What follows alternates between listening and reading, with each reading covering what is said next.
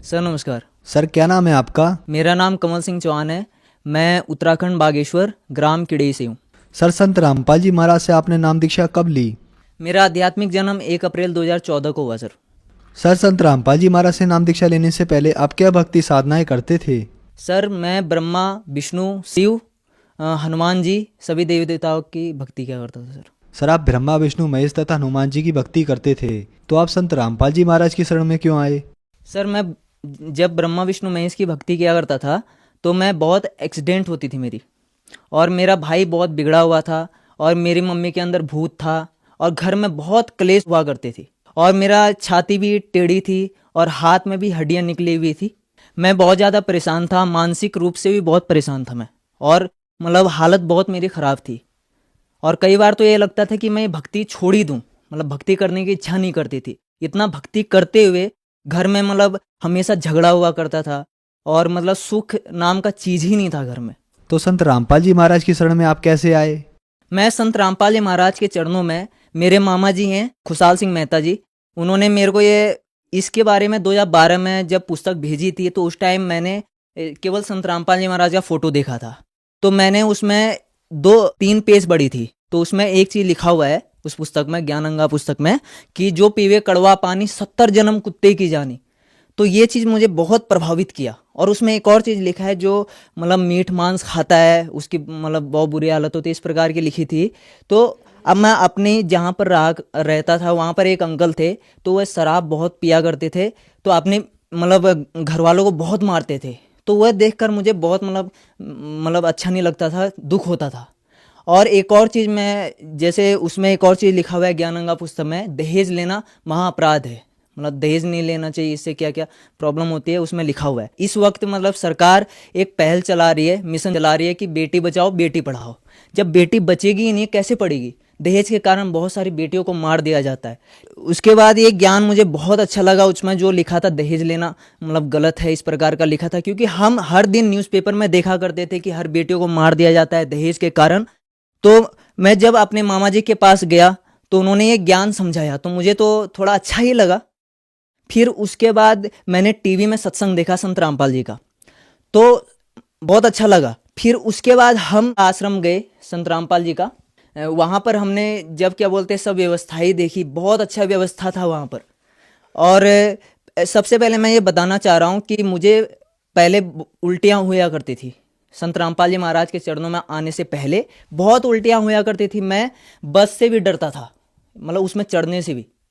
फिर उसके बाद क्या हुआ कि आश्रम से बस आती थी फ्री में, कोई निःशुल्क।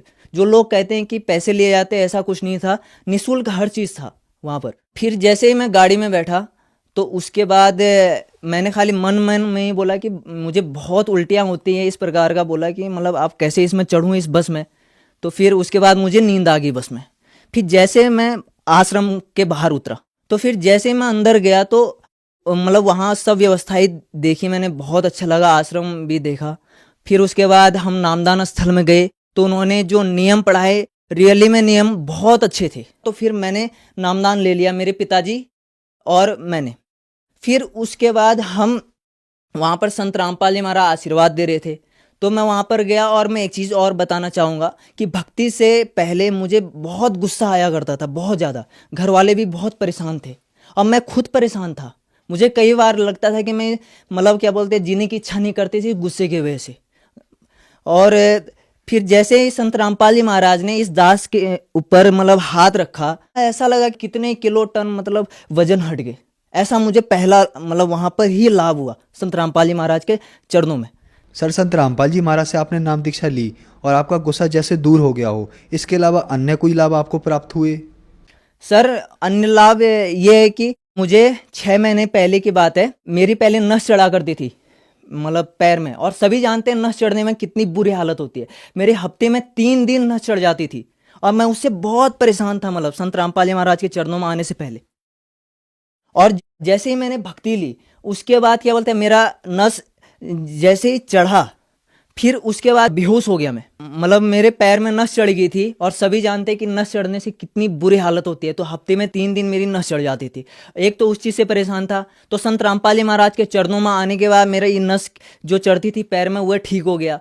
और एक और चीज़ बताना चाह रहा हूँ कि मैं कि जैसे मेरे ये हाथ में यहाँ पर ये हड्डी खिसक गई थी बचपन में, मतलब खेलने से हड्डी खिसक गई थी, संत रामपाल जी महाराज के चरणों में आने से ठीक हो गई। और जो ये सीने में मतलब ऊंचा नीचा था तो ये भी ठीक हो गया संत रामपाल जी महाराज के चरणों में आने में। और मेरी मम्मी के अंदर भूत था, मेरी मम्मी भी बहुत परेशान थी, मतलब गैस प्रॉब्लम थी, भूतों से परेशान, घर में कलह रहता था, कोई चीज़ मतलब कोई बरकत नहीं थी, मतलब इस प्रकार की थी। वह सब चीज़ ठीक हो गया। और मेरी एक चीज़ और बताना चाहूँगा, एक बार मेरे पिताजी को 900 शुगर हो गया था और हम क्या बोलते हैं अपने पिताजी को बहुत जगह लेके भी गए, सभी डॉक्टरों के पास। बिहार में गया, बिहार में एक सरकारी हॉस्पिटल है, वहाँ पर भी उनको लेके गए तो उनको बोला कि भाई दूसरे जगह शिफ्ट करो प्राइवेट में।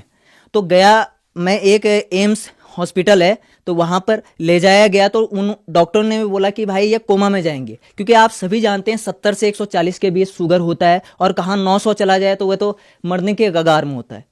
लेकिन उस टाइम उनको डॉक्टरों ने सभी ने मना किया कि ये नहीं बच सकते। फिर मेरे मामा जी ने संत रामपाल जी महाराज के आश्रम में फ़ोन किया और संत रामपाल जी का आदेश आया कि आपके पिताजी ठीक हो जाएंगे। और फिर मैं भी यहाँ पर जब मुझे पता चला कि मेरे पिताजी को 900 शुगर हो गया, तब मैं बहुत रोया और मैंने कहा संत रामपाल जी महाराज आप ही सब कुछ कर सकते हो। तो फिर संत रामपाल जी महाराज जी के दया से मेरे पिताजी ठीक हो गए और उनका जो शुगर है वह नॉर्मल आ गया।